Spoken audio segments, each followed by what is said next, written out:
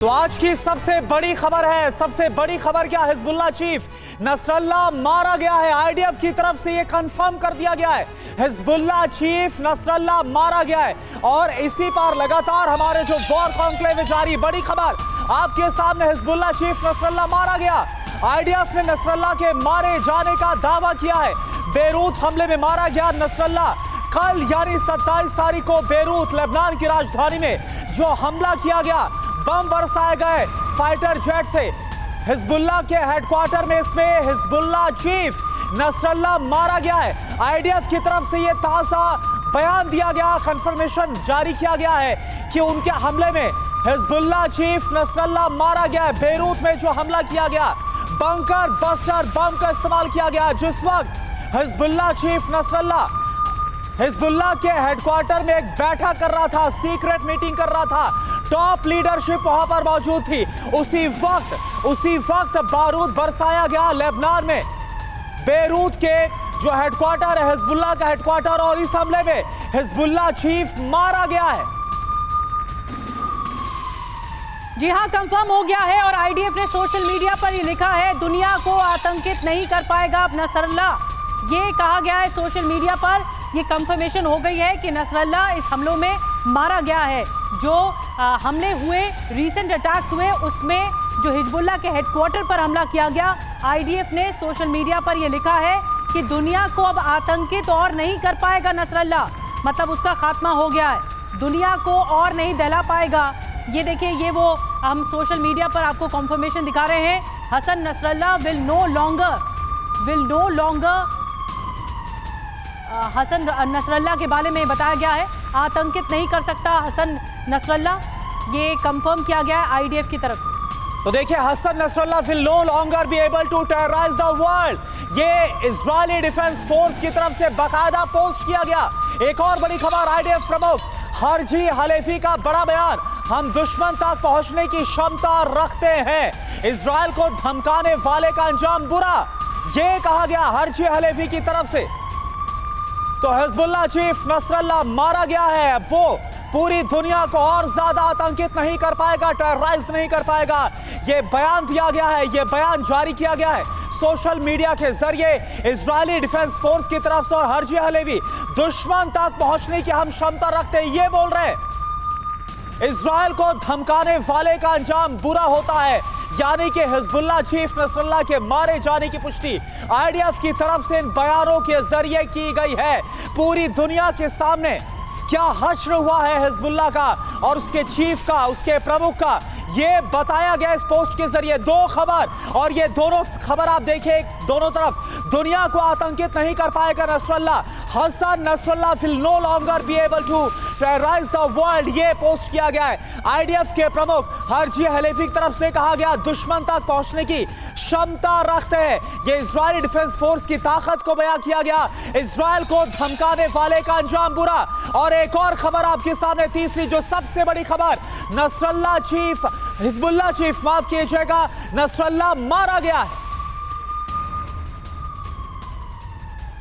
जी हां, इजरायल अपने दुस्साहस के चरम पर पहुंच चुका है और लेबनान को लाल झंडी दिखा दी गई है। लेबनान की राजधानी बेरूत पर ताबड़तोड़ अटैक किए गए और इन हमलों का लक्ष्य था इजरायल का मोस्ट वांटेड हसन नसरल्लाह। जी हां, इसका खात्मा हो गया। इजरायली फाइटर जेट और मिसाइल ने हिजबुल्लाह के हेडक्वार्टर में पिन पॉइंट हमले किए हैं और इन हमलों के बाद इजरायल ने दावा किया है कि नसरल्लाह मारा जा चुका है। मध्य पूर्व के लिए इजरायल के ये हमले गेम चेंजर साबित होने जा रहे हैं, क्योंकि इन हमलों के बाद हिजबुल्लाह चुप नहीं बैठने वाला। ईरान में भी गुपचुप तरीके से तैयारियां चल रही हैं। ईरान अपने प्रॉक्सी ग्रुप के साथ इजरायल पर चौतरफा हमले की रणनीति बना सकता है। अमेरिका मध्य पूर्व को सुलगने से बचाने के लिए कई उपाय जरूर कर रहा है, लेकिन इजरायल अमेरिका की नीतियों के उलट चल रहा है और लगातार महायुद्ध की स्थिति तैयार कर रहा है। बेरूत पर मेगा अटैक इजरायल के युद्ध प्लानिंग का हिस्सा माना जा रहा है।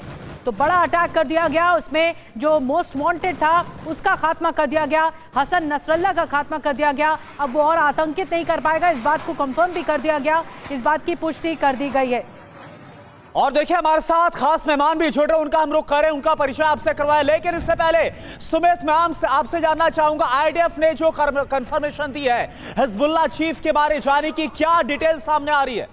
देखिए, सबसे पहली बात मैं आपको बताऊं, आईडीएफ ने इसको लेकर बहुत क्लियर कर दिया है कि उसने हिजबुल्लाह की पूरी कमांड, पूरे के पूरी ऑर्गेनाइजेशन के सेटअप को ही मार गिराया है। इसमें नसरुल्लाह के साथ साथ जो भी कमांडर्स बचे थे एक आधा, वो भी मार गिराए गए हैं। निश्चित तौर पर यह इजराइल के लिए बहुत बड़ी उपलब्धि है, क्योंकि अगर ऐसा है तो फिर इजराइल ने हिजबुल्लाह को 30-40 साल पीछे धकेल दिया। और ये सबसे इंपॉर्टेंट इसलिए भी है क्योंकि अब इजराइल के सामने ना तो हमास टिक पाया है और अब ना ही हिजबुल्लाह खड़ा हो पाएगा। दोनों फ्रंट, यानी दोनों फ्रंट पे जो लगातार जहां से अटैक आ रहे थे सीधे तौर पर इजराइल की जमीन पर, उनको उन्होंने मार गिराया गया। लेकिन इंपॉर्टेंट ये है कि अभी इस बारे में ना तो ईरान ने कुछ कंफर्मेशन, ईरान इसको डिनाई कर रहा है, हिजबुल्लाह की तरफ से भी इसको लेकर कोई आधिकारिक बयान या फिर कोई जानकारी नहीं साझा की है। हालांकि इजराइल की तरफ से यह भी दावा किया कि उन्होंने ना सिर्फ इसको मार गिराया नसरुल्लाह को, बल्कि यह भी कहा कि अगर उनके एक्शंस यही नहीं रुकेंगे, जरूरत पड़ेगी तो वो और भी बड़े एक्शंस लेंगे। तो निश्चित तौर पर ऐसा संदेश दिया गया है कि शायद अब इजराइल के अटैक्स और भी होंगे। अगर उसे लगेगा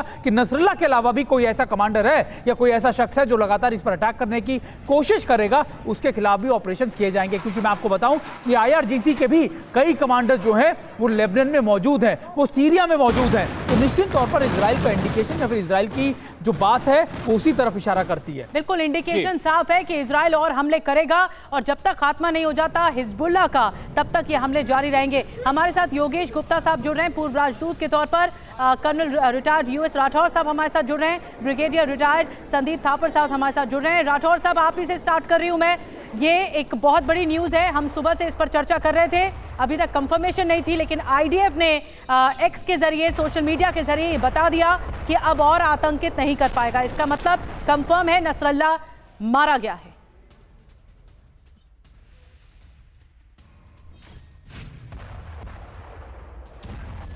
राठौर साहब,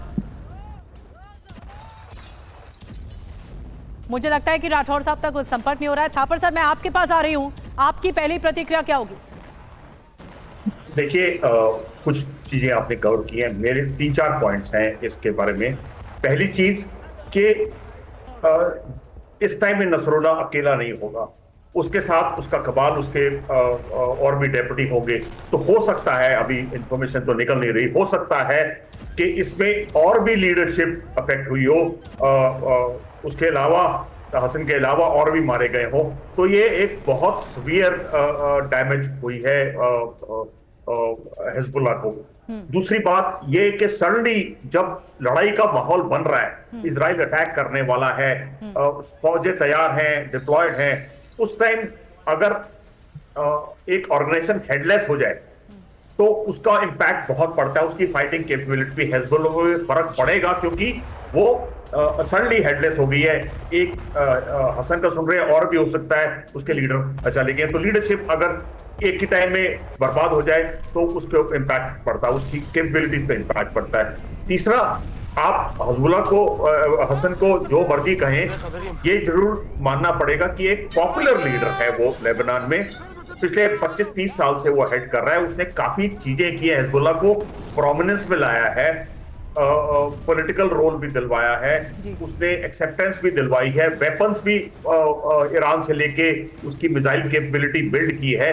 पहले हिजबुल्लाह और आज के हिजबुल्लाह में बहुत फर्क है।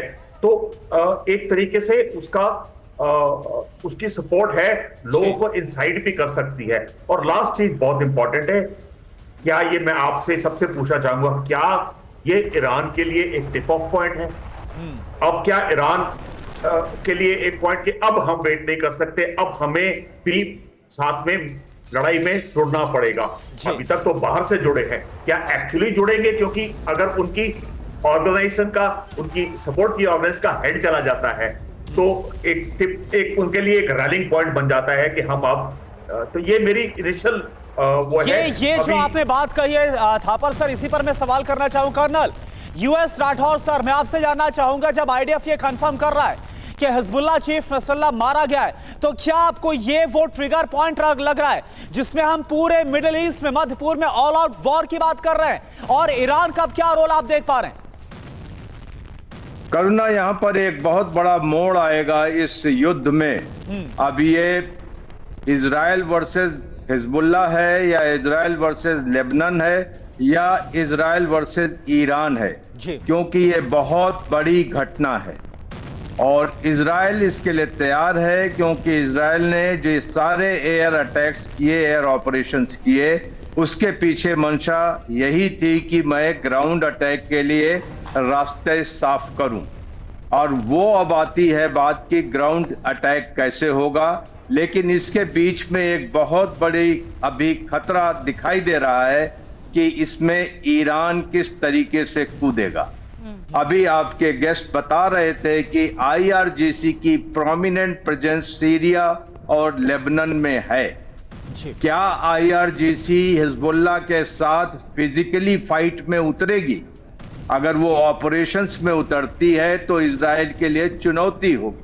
लेकिन करना यहां पर एक चीज देखिए कि कन्वेंशनल ऑपरेशंस में इंटेलिजेंस का क्या तगड़ा रोल दिखाया इन्होंने। कि 100% श्योरिटी के साथ पिन पॉइंट टारगेट में उन्होंने एक बड़े आतंकी संगठन के हेड को ही उड़ा दिया।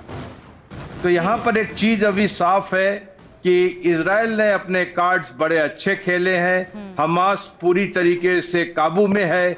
अब इजराइल ग्राउंड ऑपरेशन बोलिए या नेवल ऑपरेशन बोलिए या एयर ऑपरेशंस बोलिए, लेबनान को या हिजबुल्लाह को टेक ऑन करने के लिए तैयार है।